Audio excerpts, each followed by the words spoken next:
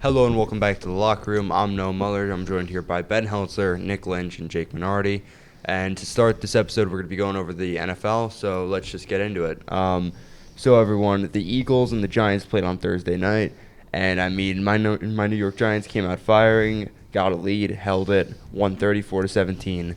And the big question here is the sky falling for the Eagles? It's two straight losses, and they're really not using the passing game, which I'll touch on more after we get your guys' opinions. What do you guys think about this?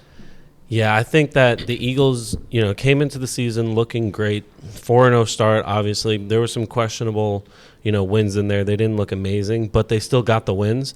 But now they're losing. And I think that the problem here is that they're not, letting Barkley cook. I mean, they're just not. Last season, Barkley was like the key piece to that offense.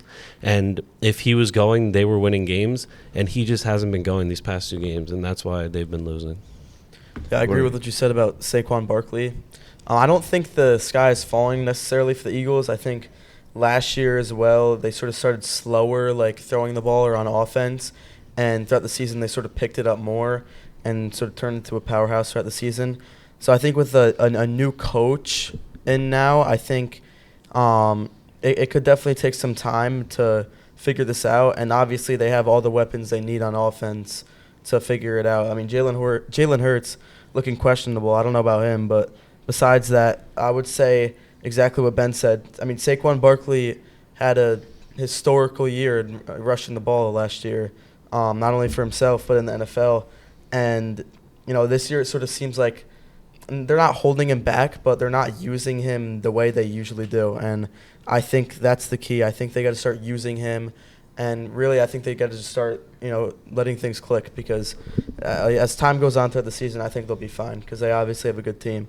Yeah, I mean, I think also they need to find different ways to get Saquon the ball. I think those receivers need to start being involved too. A.J. Brown and Devontae Smith. I mean, A.J. Brown especially has been quiet all season long, but I don't think I'd be very worried if I were Philadelphia. I mean, you have Minnesota next week. I think they'll bounce right back, but I mean, like Jake said, they started the season off like this last year, and they ended up winning the Super Bowl. So I don't think Eagles fans should be too concerned right now, and just see how the rest of the season plays out. My thing is I don't know what's going on with A.J. Brown and Jalen Hurts' connection because you look back at it about 2 years ago, A.J. Brown had 158 targets. He was being force-fed the ball, and it was great. And in order to get Saquon going, this pass game has to get going. Jalen Hurts so far has been an average Joe. Jalen Hurts can't throw the ball accurately unless it's to Dallas Goedert. And I think it's ridiculous. I think the Eagles have to get that going in order to shift focus off of Saquon. Because teams look at the Eagles, they're like, oh, you're just going to hand it off to Saquon or do like a little pass to Dallas Goedert. Like it's the most simple game plan so far this season. And I just think they need to do a better job at practicing with Jalen Hurts how to hit his receivers because he hasn't been. I mean, he missed Smitty over the top in the game versus the Giants. I thought that's a throw you can't miss. He's wide open on a fade route. I mean, are you serious at this point? Yeah, if he hits that, that's a touchdown. That's like, I mean, you got to hit that. I mean, that probably could have changed the game for the Eagles. Yeah. They would have gotten some momentum going. That's like a 70-yard touchdown. It's a complete confidence boost right there. But no, he misses it. He throws it over him. I do want to talk about the Giants a little bit, though, on the other side, because I said a few weeks ago that they weren't going to be able to win games without Malik Neighbors and put up points on offense. I was dead wrong on that.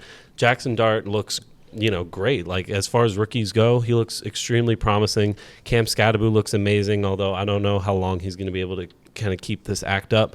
But he's been looking great. They've been able to get the ball to Wan'Dale Robinson. He had 6 catches for 84 yards and a touchdown. And I think this Giants team is actually looking really promising for not only this season, but future seasons to come when they do get Neighbors back. And I think that there's something to be excited about in New York. Yeah, I mean, in the past, it's always been Eagles win by 20. Eagles win by however much if it's an important game. And everyone was putting in what they thought it was. Everyone's like, oh, Eagles by 20, easy game. Giants came in, got a lead early. Everyone thought they were going to choke it away. They did. I did. They kind of did lose it for a minute there, 17-13, but they shut the Eagles down in the second half completely, and I thought that was very impressive by the defense. I thought it's a lot of grit by that team. I do think Jackson Dart played a great game. I think he's been a great game manager thus far. I haven't heard much about Shadur Sanders, but that's besides the point. And I think Cam Scatterbo, I'll touch on this more later, he is one of the better running backs playing so far this year. I mean, he's juggernaut.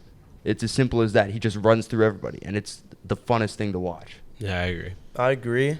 I disagree with Ben, though. I think Cam Scadaboo is going to have a very good career in the NFL. I know a lot of people like to say, CTE is going to get to him, whatever. Like, he's going to – but like, he's been – if you look at his college highlights before that, high school, I mean, he's just been playing like this his whole life. His mom said that he used to run into telephone poles with his brother's pads on. So I think that's just how he is.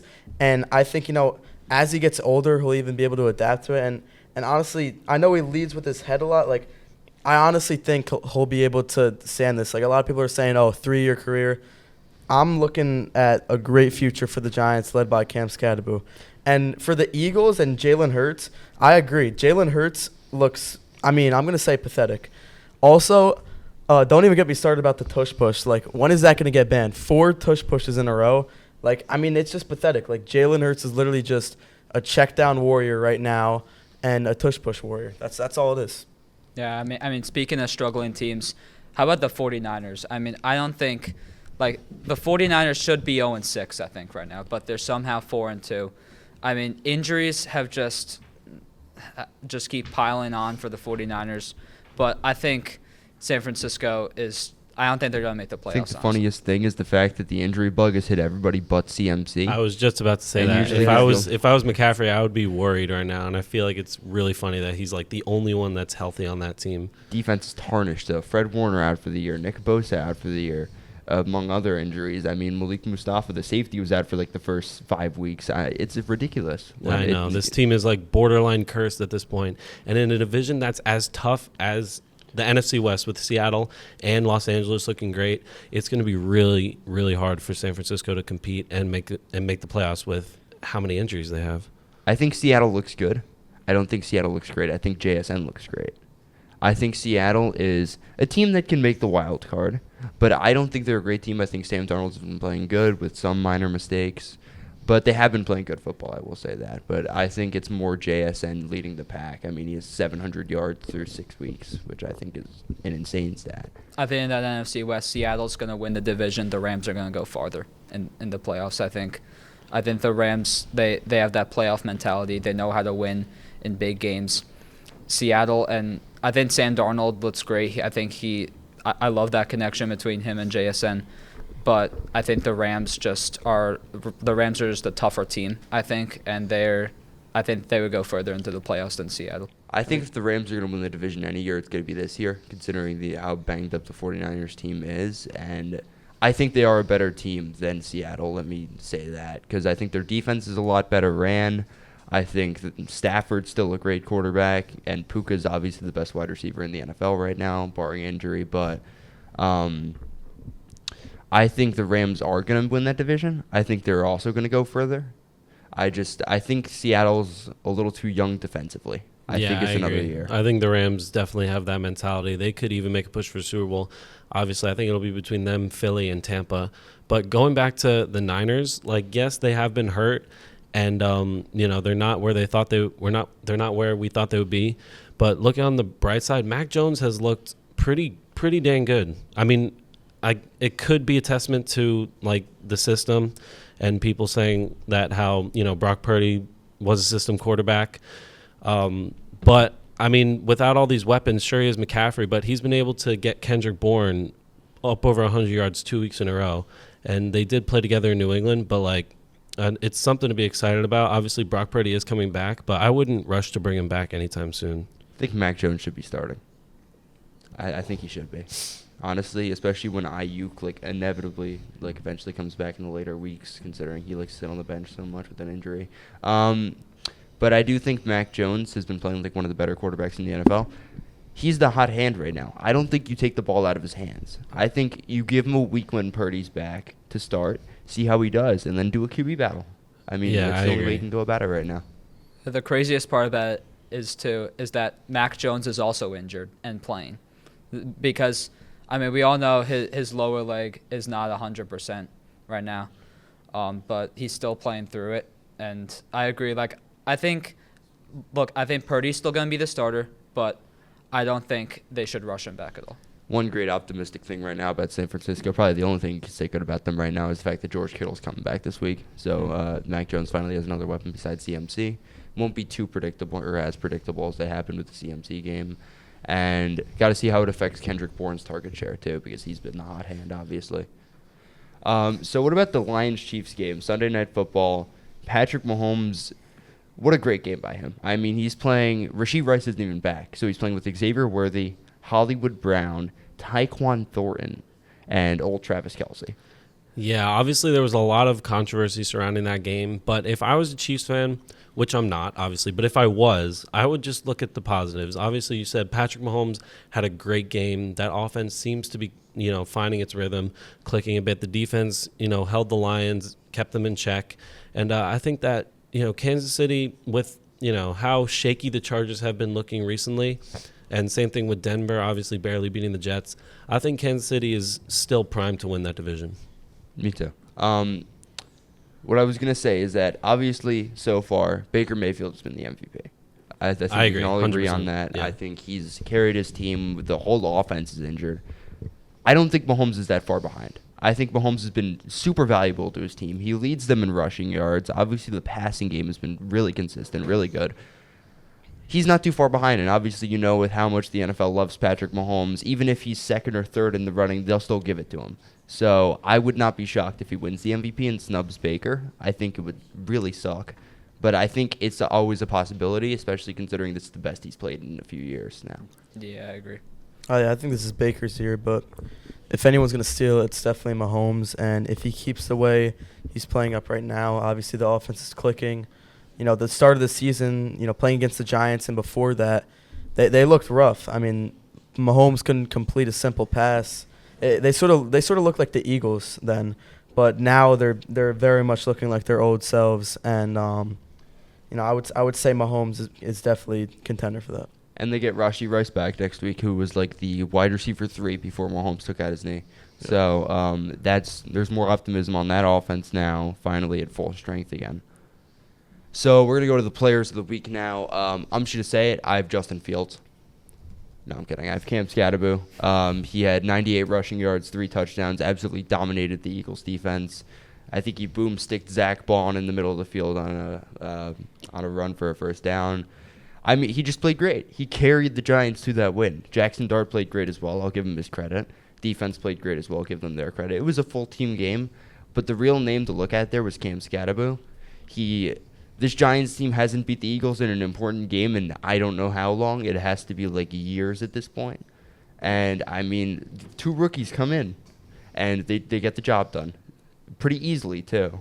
And the craziest part about that is that he was drafted in the 4th round, Cam Skattebo. So many running backs taken before him. Yeah. I don't agree with that either. Like, he was the second best back in football besides Gentry. Yeah, I agree. Now he's producing more than Gentry. Yeah. I think the Giants got to steal. Caleb Johnson and Baishal Tootin got drafted before him, which I thought was pretty sad. Yeah, well, we already touched on him a little bit, so I'm going to move on to mine. I'm going to go with Rico Dowdle for the Carolina Panthers. Came in 2 weeks ago, absolutely lit it up, and he just lit it up again this week. 30 carries, 183 yards and a touchdown. He also had 4 receptions for 56 yards and a receiving touchdown. Or no, sorry, he didn't have a rushing touchdown, but he did have that receiving touchdown. And I think that, again, same thing with Brock Purdy.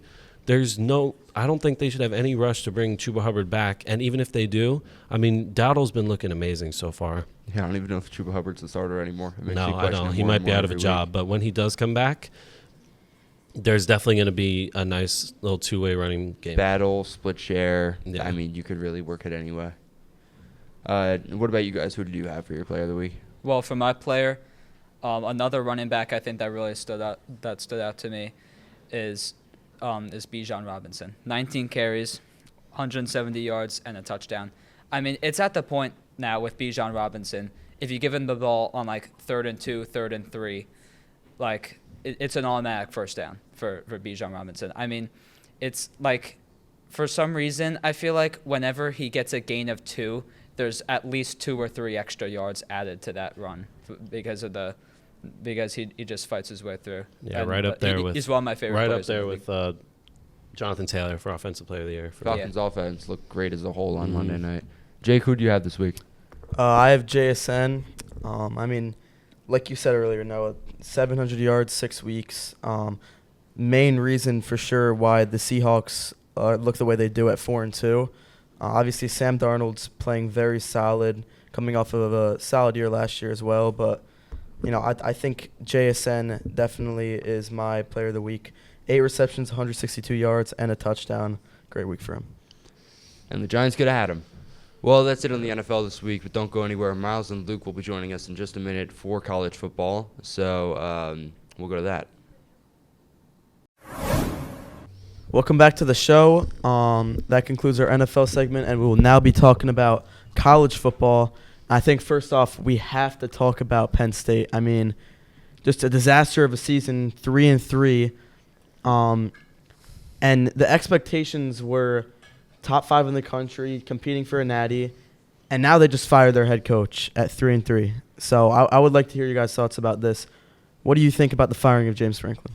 Yeah, I mean, I think it was absolutely warranted. You can't lose to UCLA and Northwestern back-to-back and expect to stay.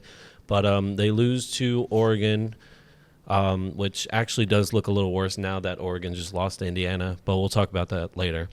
But you lose to Oregon, lose to UCLA, and now you lose to Northwestern. 2 of those 3 games were at home. And I think Penn State is really struggling right now. Obviously, Drew Aller did get hurt, so he won't be playing. Might be for the best, but we'll have to see what happens with them next week.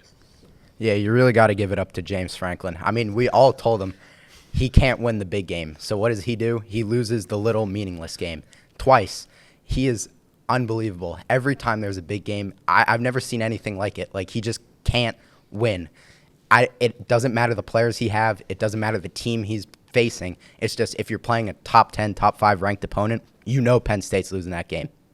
Yeah, I completely agree. We've been talking about Penn State for a couple weeks now. And I said going into the Oregon game, I'm like, Penn State, James Franklin cannot win a big game. And they lost that game. But then they lose to UCLA and Northwestern, and that just can't happen.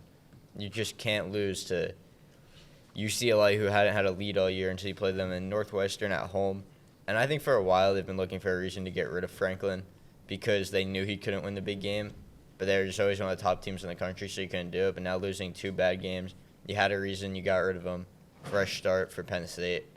And it's going to be a big change for them. Yeah, they're already out of playoff contention, so I don't have to worry about that.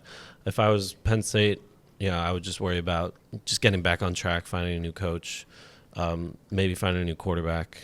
Yeah, I'm in the middle with the decision. I think it's warranted. It's needed. James Franklin was not getting them exactly where they needed to be with the talent they had.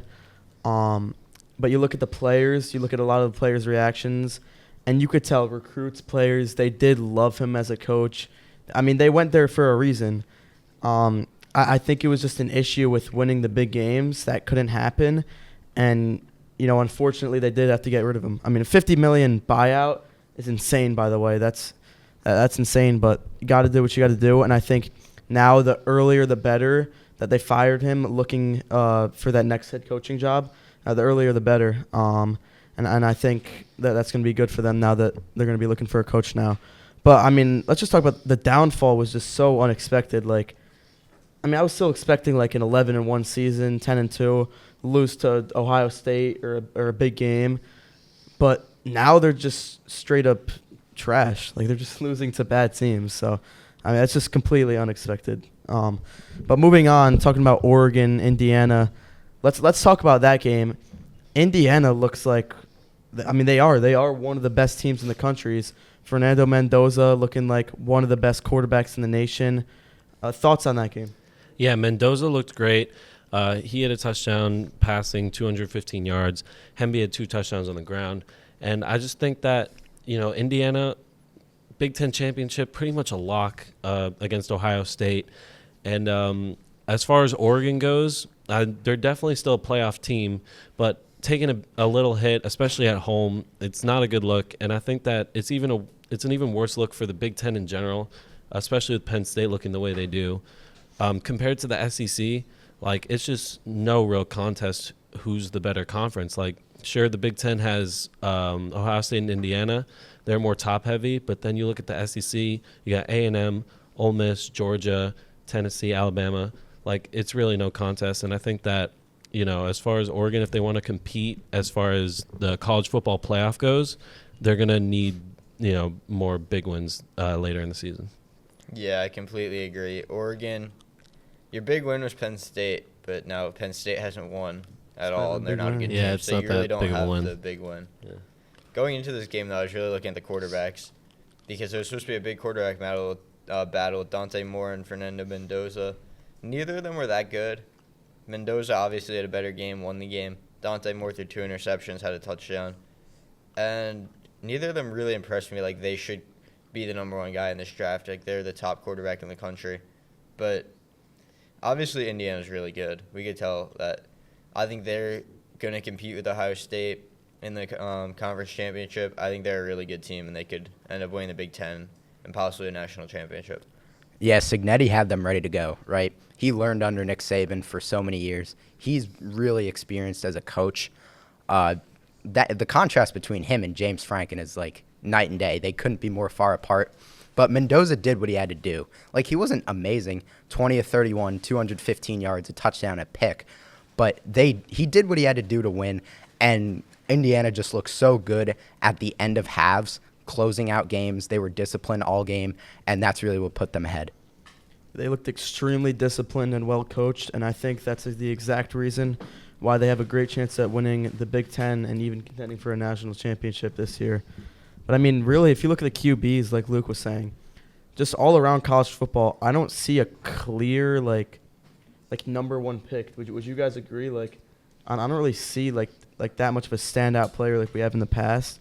Obviously, we have to wait to see the season, especially with the Oklahoma game, with the way that – well, I'm drawing a blank. What's his name? Mateer. John Mateer looked. I mean, I really don't see a top guy in the draft.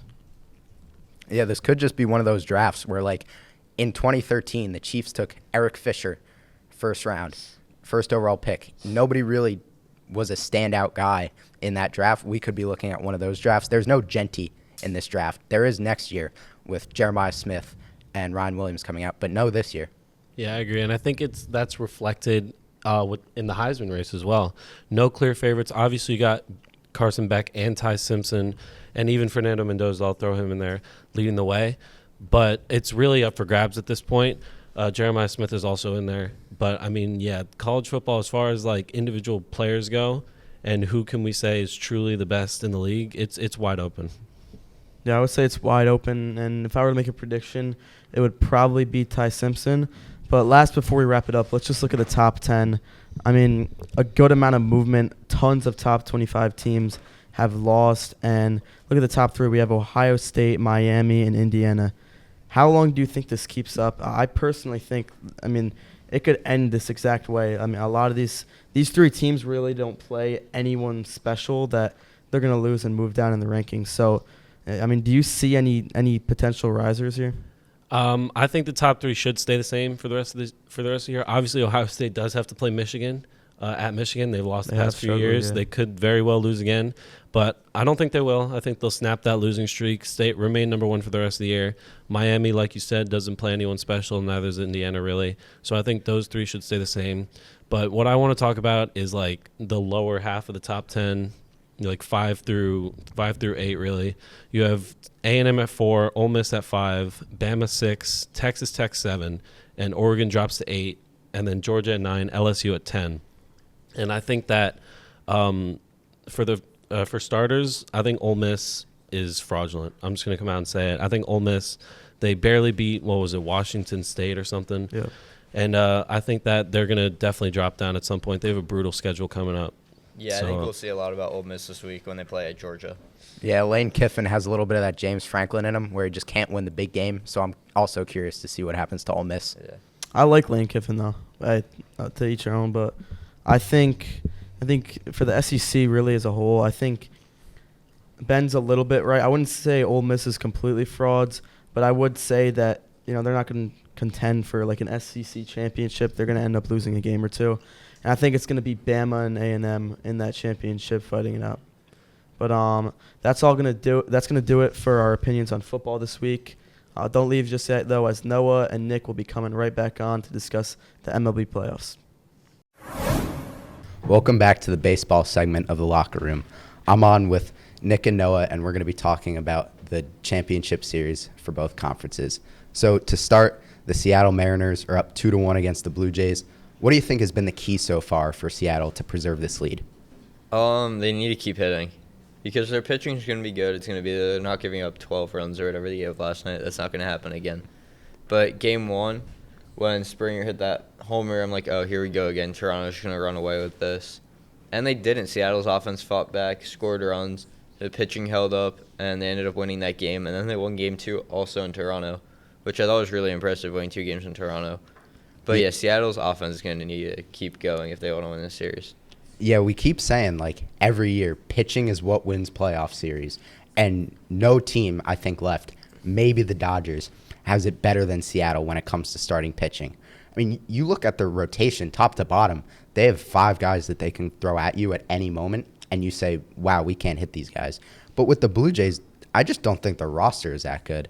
Like, you see Nathan Lucas, Addison Barger at the top of their lineup. I just don't think that's sustainable playoff success That at this whole point. lineup's just hit, though, for the playoffs and the regular season. They're a very I think streaky team. one key to Seattle is when and if Brian Wu pitches in this series.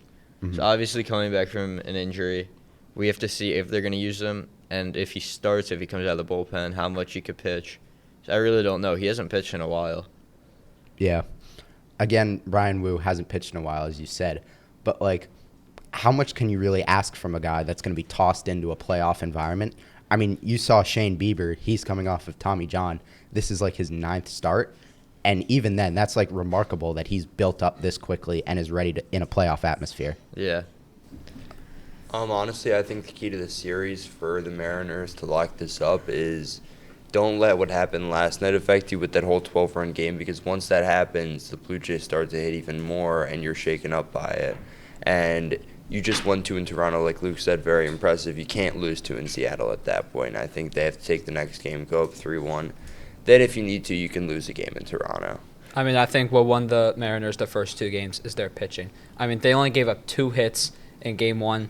Game 2, I mean, Logan Gilbert only pitched 3 innings, gave up 5 hits, but then the bullpen came in, and they didn't even give up another run. So I think that the Mariners, like you said, like, don't let last night affect you in game 3.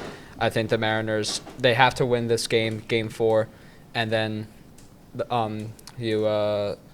it's back in Seattle, right, for game 5 still? It is. Yeah. Yes. Okay. Yes. Yeah, but I mean, I think you just have to close out the series against Toronto because, like you said, Noah, like once the Blue Jays start to get momentum, they just keep hitting, and then that's what loses teams the series. Yeah. Yeah, so moving ahead to the Dodgers-Brewers series, the Dodgers are up 2-0, and they have only needed 1 inning out of their bullpen so far. Blake Snell went 8 innings, and Yoshinobu Yamamoto went a complete game. That's pretty rare in the playoffs especially. So what do we think has been the Dodgers' key to success? The starters, obviously, like, their bullpen isn't good. Everyone knows it. It's which starter will start, how many innings can he throw, and then what starter are they going to next. Because even in the game where Snell threw 8 innings, they put in Sasaki, who's another starter, and he almost blew it. He let all the guys on base, gave up a run. They were up 2-0. They got lucky. They got that second run, walked in the top of the ninth, or bottom of the 8th, I think, or top of the 9th, whatever. Right before that, and Sasaki comes in, and immediately there's trouble on the bases, and then sac flies, scores a run. Then they bring in Trinan, who walks the bases loaded. They bases loaded 2 out, and they swung at a pitch out of the zone to end the game. Helped out that bullpen. The Dodgers bullpen is not good, and they need to rely on these starters. That's why Yamamoto threw a complete game. Yeah, you look at the top 4 of the Dodgers, Betts, Freeman, Ohtani, and Hernandez. They haven't even been hitting. I mean, their best hitter has been Kike Hernandez, and, like, who saw that coming at the start of the playoffs? That a journeyman, like, infielder would just be getting all these. Every year. Yeah, every year. He just gets these clutch hits at the bottom of the order. And with the Brewers, I don't know how they can win a game, to be honest. Like, they lost the Freddie Peralta game, and looking ahead, their bullpen is better, but that's about the only advantage they have. Yeah, they need to get to the Dodgers bullpen. Even if you're not scoring all the starters, at least work counts. Get the starter out in 6 innings. And you got 3 chances against the bullpen. Yeah. So the Dodgers bullpen is their biggest weakness, and they're really bad. Yeah. What I see when I look at the series is I see the Dodgers in terms of like just talent, name base is like miles ahead of the Brewers, and I think they've shown that. I think the pitching has been great. Obviously, the starting pitching, they haven't had them go to the bullpen, which obviously the Dodgers have been notoriously horrible at having all year. And I think if the Brewers need to get back in the series, they need to start getting to the bullpen. And realistically, I don't know if I see them doing that with how they've been playing the last few games. I mean, also, I think it's the Brewers have to step it up on offense. I mean, 2 runs the entire series. I also think Milwaukee is not that good on the road. They lost their 2 road games so far this postseason, and but I mean the Dodgers. I would say the easiest road game to play is the Dodgers. I think that, but yeah, I think it's just a matter of Milwaukee using those bats offensively and trying to get some runs on the board. I think that's the only way they can even up the series. Yeah, Milwaukee definitely needs to get to the Dodgers bullpen earlier. And that's going to do it for the locker room this week. We'll see you next week.